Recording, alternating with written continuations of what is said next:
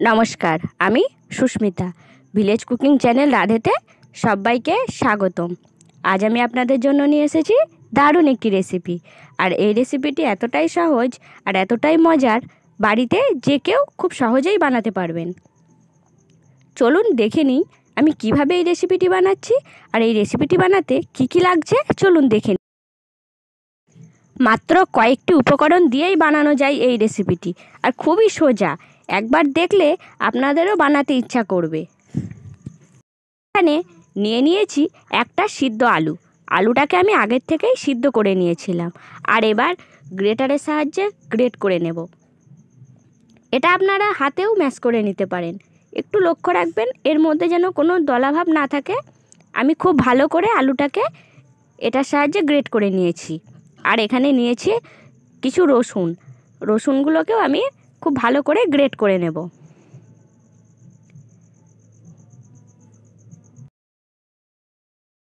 রসুনটাকেও আমি খুব ভালো করে গ্রেট করে নিয়েছি। এবার আমি গ্যাসের ওভেনে ফ্রাই প্যান বসিয়ে দিয়েছি, আর এর মধ্যে আমি দিয়ে দেবো বাটার। আমি এটা বাটার দিয়ে করছি, আপনারা চাইলে তেল দিয়েও করতে পারেন। বাটারটাকে একটু গলিয়ে নিয়েই আমি এর ভিতর দিয়ে দেব কুচানো রসুন। আমি এই রান্নাটা মিডিয়াম টু লোতে করছি। আর রসুনটা একটু ভাজা ভাজা হয়ে আসলেই আমি এর ভেতর দিয়ে দেব লাল লঙ্কার গুঁড়ো। এখানে আপনারা চিলি ফ্লেক্সও ব্যবহার করতে পারেন। আর লাল লঙ্কার গুঁড়োটাকে আরেকটু ভাজা ভাজা করে নিয়ে আমি দিয়ে দেব সুজিটাকে আমি আগের থেকেই মিক্সিতে ব্লেন্ড করে নিয়েছিলাম। এইবার দিয়ে খুব ভালো করে নাড়াচাড়া করে নেব। আর দিয়ে দেব আমি এখানে স্বাদ মতো লবণ। আমার এখানে খুব ভালো করে এগুলো সব উপকরণগুলো একসাথে মেশানো হয়ে গেছে। আমি খুব ভালো করে সব উপকরণগুলো একসাথে মিশিয়ে নিয়েছি। আর এর ভিতর দিয়ে দেব আমি জল। আমি যতটা সুজি নিয়েছিলাম ঠিক ততটাই জল দিয়ে সুজিটাকে মেখে নেব। দেখুন জলটা কত তাড়াতাড়ি সুজিতে টেনে নিল। এইবার আমি খুব ভালো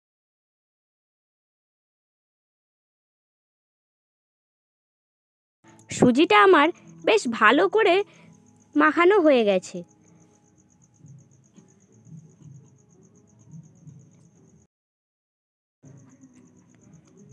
এবার আমি এর ভিতর দিয়ে দেব গ্রেট করে রাখা আলুটা। তারপর সবগুলোকে খুব ভালো করে সুজির সাথে মিশিয়ে নেব।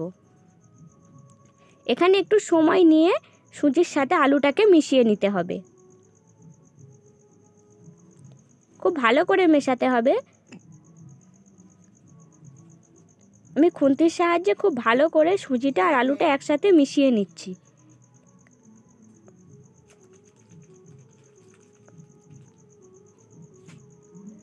দেখুন অনেকটাই মিশে এসেছে।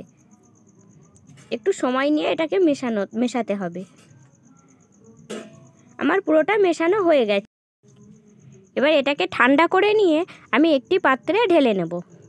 আমি একটি পাত্রে এটাকে ঢেলে নিয়েছি।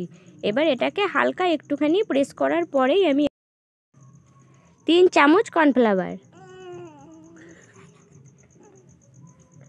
এবার একসাথে খুব ভালো করে ডোটাকে আমি মেখে নেব।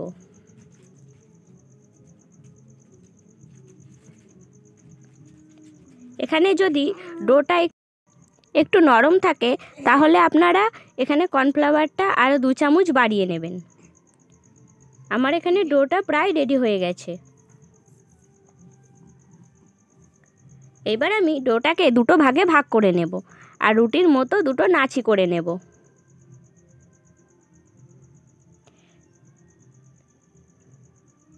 আমার এখানে দুটো নাচি করা হয়ে গেছে। এইবার আমি একটু সামান্য তেল দিয়ে ব্লেনে আর চাটুতে ভালো করে লাগিয়ে নেব। তারপর আমি এখানে এটাকে নিয়ে হালকা হাতে বেলে নেব। আমি খুব বেশি পাতলা বা খুব বেশি মোটা করব না, হালকা করে একটা গোল শেপ দিয়ে বেলে নেব। দেখুন এখানে আমার বেলা হয়ে গেছে। এইবার আমি এই রকম রিংয়ের সাহায্যে কেটে নেব। আপনারা চাইলে আপনারা যে কোনো বাটির সাহায্যে ছোট বড় বাটি মিলিয়ে এইভাবে কেটে নিতে পারেন।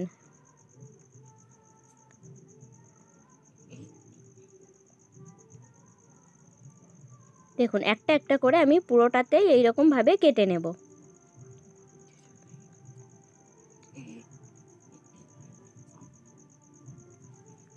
আমার পুরোটা এখানে কাটা হয়ে গেছে। এবার আমি সাইডের অংশটা, বাকি অংশটা আমি এগুলো হালকা করে বার করে নেব।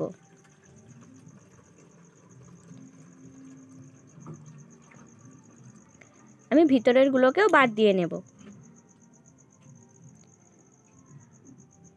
একইভাবে পুরোটাকেই আমি বের করে নিয়েছি। এবার আমি গ্যাসের ওভেনে ফ্রাই প্যান বসিয়ে দিয়ে তেল দিয়ে দিয়েছি, আর তেলটা আমি মিডিয়াম আঁচে এটাকে ভেজে নেব। আর এইগুলোকে আমি একটা একটা করে ছেড়ে দেব তেলের মধ্যে।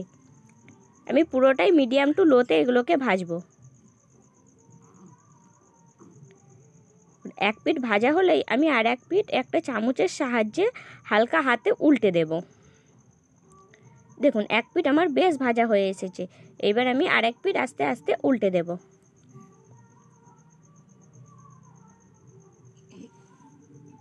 আমার এক পিঠ বেশ ভাজা হয়ে এসেছে। এইবার আমি উল্টে দেব। একটা চামচের সাহায্যে আমি এগুলোকে উল্টে দিচ্ছি।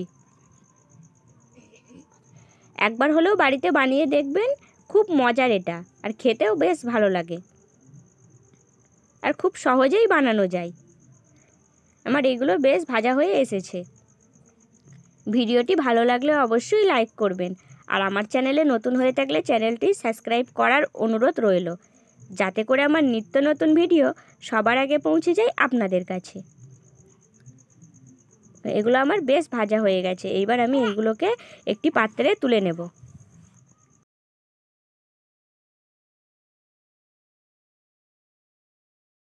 সবগুলোকে আমি একটি পাত্রে তুলে নিয়েছি। একইভাবে আমি বাকিগুলো ওই তেলের মধ্যেই ছেড়ে দেব।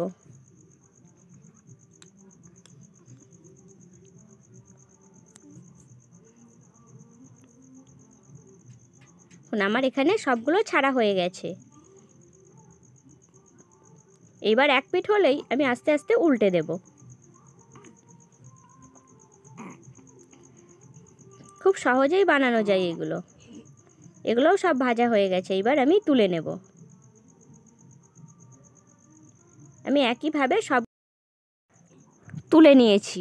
দেখুন দেখতে যতটা সুন্দর, খেতেও ততটাই মজার।